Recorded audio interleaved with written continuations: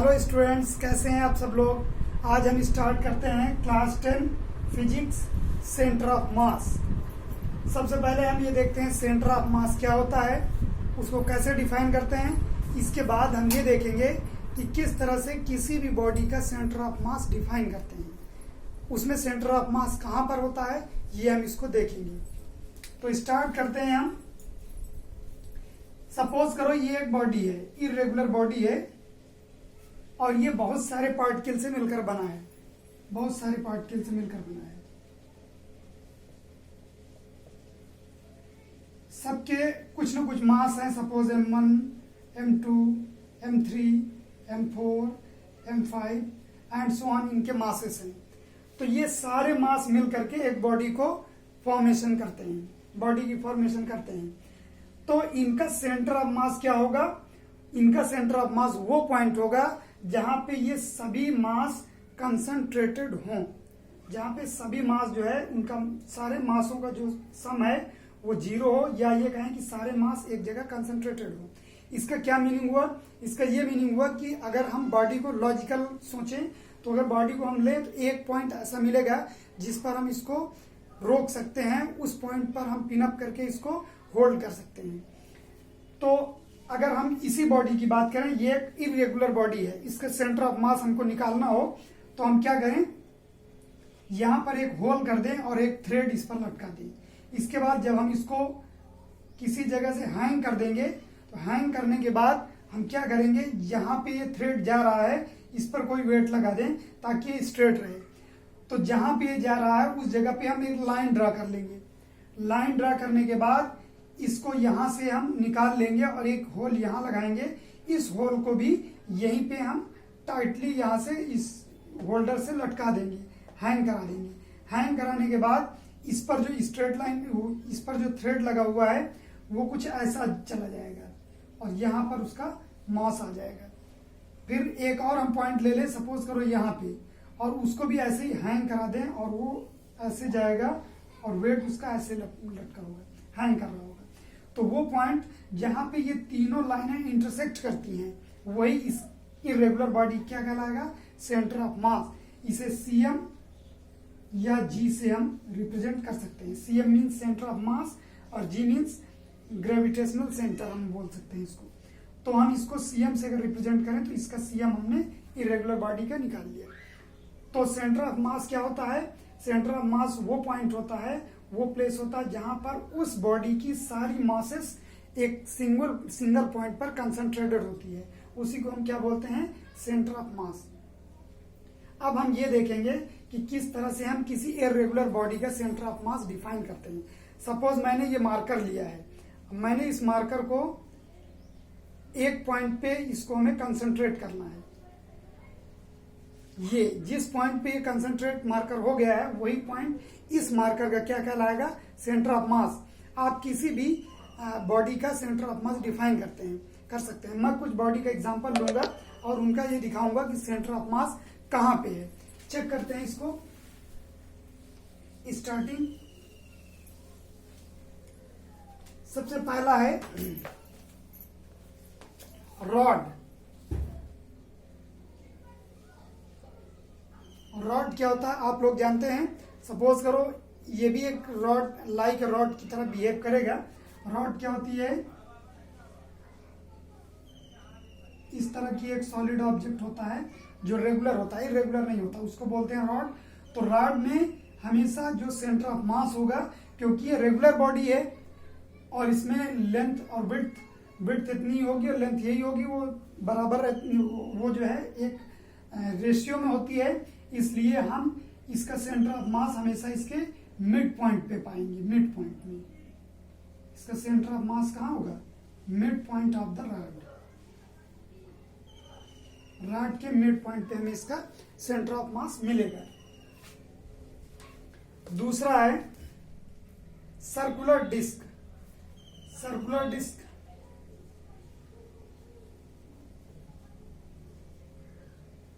Circular disc क्या होती है, ये एक तरह की डिस्क है।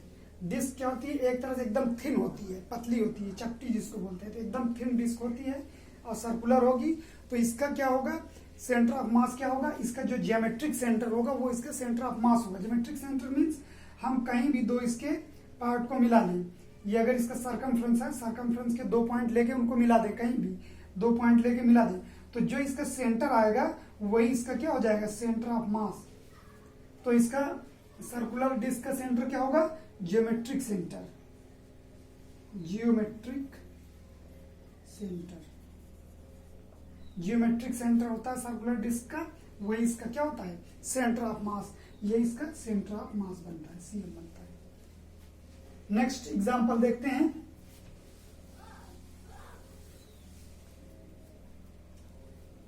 सॉलिड और होलो स्फीयर। थर्ड है सॉलिड और होलो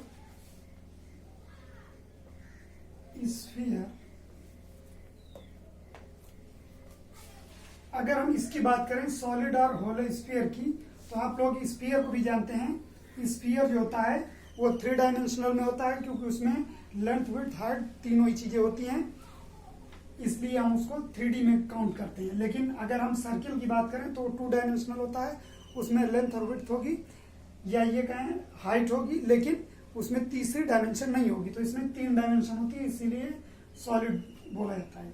सिर्फ स्फीयर हमेशा हॉलो होगा तब भी उसमें 3 डायमेंशन होगी, क्योंकि हॉलो होगा ये, तो यही अगर हम बनाएं तो इस तरह का हो जाएगा। ये क्या हो गया, हॉलो सिलेंडर, बीच में हॉलो है। ये हो सकती है इसकी थिकनेस इतनी हो या फिर एकदम कम हो, लेकिन इसमें थिकनेस रहेगी, इसीलिए 3D में हो जाएगा। और ये ऑलरेडी 3D में होता है क्योंकि ये सॉलिड है। अब हम इसमें अगर देखना चाहें तो हमें वही काम करना पड़ेगा जो हमने अभी थोड़ी देर पहले सर्कुलर डिस्क के लिए किया था। तो हम क्या करेंगे, इसके सर्कमफ्रेंस को मिलाएंगे, और मिलाने के बाद जहां भी इसका सेंटर मिलेगा वही इसका क्या हो जाएगा, सेंटर ऑफ मास हो जाएगा। इस तरह से हम इसमें भी कह सकते हैं कि ये ज्योमेट्रिकल सेंटर होता है, ज्योमेट्रिक सेंटर। और इसी क्या कहेंगे, सेंटर ऑफ मास कहेंगे, किसका, सॉलिड या होलो सिलेंडर का। अगला एग्जांपल देखते हैं।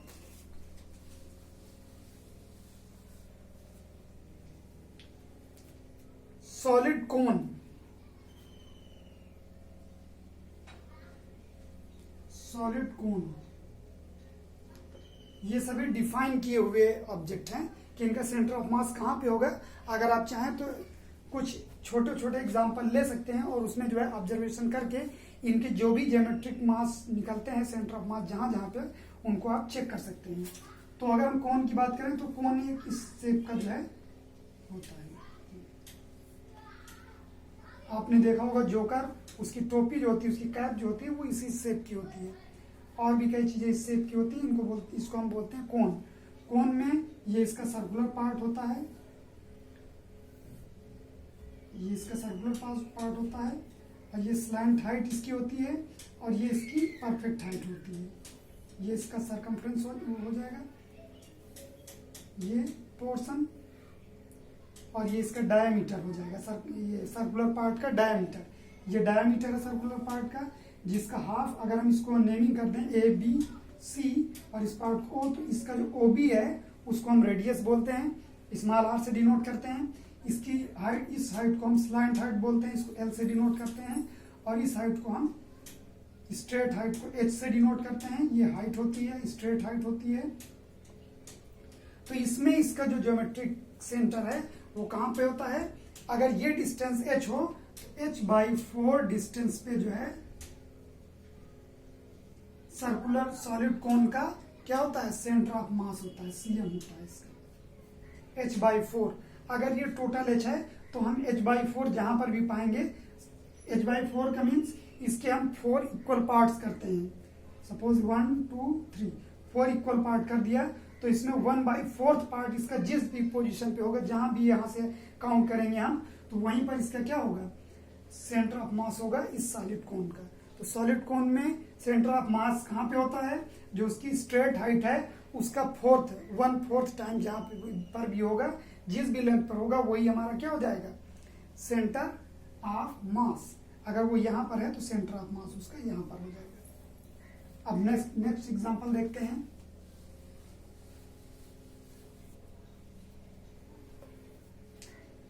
होलोकोन,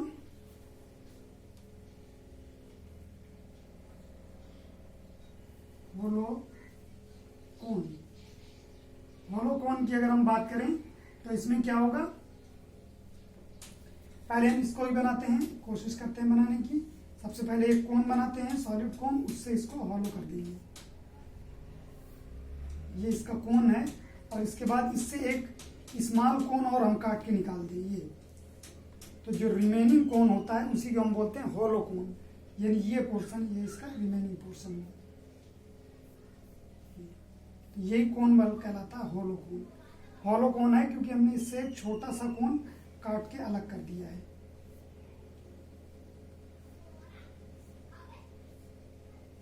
अब इसमें क्या होगा, अगर इसकी हाइट ये h थी पहले जो हमने लिया था, और एक पोर्शन इसमें से हमने कोई भी कट करके अलग कर दिया, ये हॉलो है, तो जो इसका सेंटर ऑफ मास होगा सीएम ऑफ होलो कोन, वो कितना हो जाएगा, h/3 यूनिट पर हो जाएगा। अगर ये मीटर में है तो मीटर यहाँ लिख देंगे, सेंटीमीटर सेंटीमीटर लिख देंगे। लेकिन अगर इसकी लेंथ पूरी h है तो वो कहाँ पे होगा, हॉलो कोन का centre of mass h/3 distance पे, जबकि हमने सॉलिड कोन में कितना बताया था, यस h/4 डिस्टेंस पे। तो ये आपको माइंड में रखना, हॉलो कोन क्या होते हैं और उसमें h/3 यूनिट डिस्टेंस पे उसका क्या होता है, सेंटर ऑफ मास होता है। अगला एग्जांपल देखते हैं।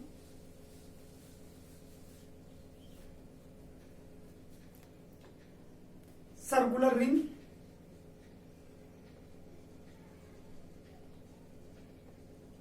आपने रिंग देखी होगी, आप लोग अपनी फिंगर्स पे रिंग को पहनते हैं, वो रिंग इस टाइप की लगभग होगी, अगर सर्कुलर होगी तो इस तरह से। तो अब क्योंकि ये भी सर्कुलर है तो इसमें भी कहाँ इसका सेंटर हमें मिलेगा, तो इसका जो भी सेंटर होगा वो क्या कहलाएगा, centre of mass of circular ring. तो सीएम ऑफ सर्कुलर रिंग ये कितना हो जाएगा, ये हो जाएगा रेडियस ऑफ रिंग। अगर हम इसको स्मॉल आर से डिनोट कर दें तो रेडियस ऑफ रिंग, तो इसको लिख भी सकते हैं रेडियस ऑफ रिंग, बल्कि radius mean centre of ring, centre of ring. Ring का जो सेंटर होगा उस पर डिफाइन होगा। अब देखिए सेंटर, चाहे हम इस पॉइंट की रेडियस यहां से लें चाहे यहां से लें, रेडियस जरूर डिफरेंट होंगी बट सेंटर सेम होगा। और ऐसे सेंटर को हम क्या बोलते हैं, कोइंसेंट्रिक सेंटर। तो ये है कोइंसेंट्रिक सेंटर। तो centre of mass of circular ring क्या होगा, सेंटर ऑफ रिंग वो कोइंसेंट्रिक होगा। इसके बाद नेक्स्ट एग्जांपल देखते हैं।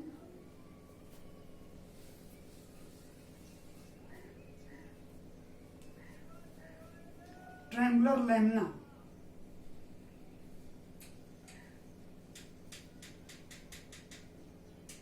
लैमिना एक ऐसा ऑब्जेक्ट होता है जो किसी भी शेप का हो सकता है। तो यहाँ पे हमने कैसा लिया है, ट्रायंगुलर लिया है। सपोज करो ये ट्रायंगुलर हो, एकदम थिन ऑब्जेक्ट हो, ट्रायंगुलर थिन ऑब्जेक्ट। तो ऐसे ऑब्जेक्ट का जो हम सेंटर ऑफ मास निकालते हैं वो इसका मीडियन लेके निकाला जाता है। मीडियन और परपेंडिकुलर डिस्टेंस, जितने भी ये थिंग्स हैं वो हम मैथमेटिक्स के लेक्चर में डिस्कस करेंगे। अभी आप समझ लीजिए कि ट्रायंगुलर लैमिना का जो भी हम सेंटर ऑफ मास डिफाइन करते हैं वो इसके मीडियन से डिफाइन करते हैं। और मीडियन इसका कैसे निकलेगा, पॉइंट ऑफ इंटरसेक्शन से।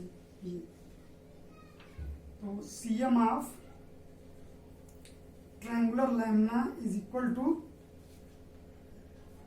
intersection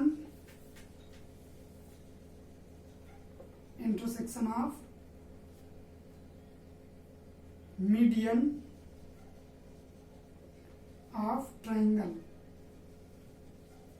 इस तरह से डिफाइन होगा, centre of mass of triangular lamina is equal to intersection of median of triangle. Triangle के मीडियन का इंटरसेक्शन जो होगा वही क्या होगा, सेंटर ऑफ मास होगा ट्रायंगुलर लैमिना का। इसके बाद है पैरेललोग्राम, अगर हो तो उसका भी पॉइंट ऑफ इंटरसेक्शन ही निकालेंगे, लेकिन किस तरह से उसको देखते हैं। पैरेललोग्राम,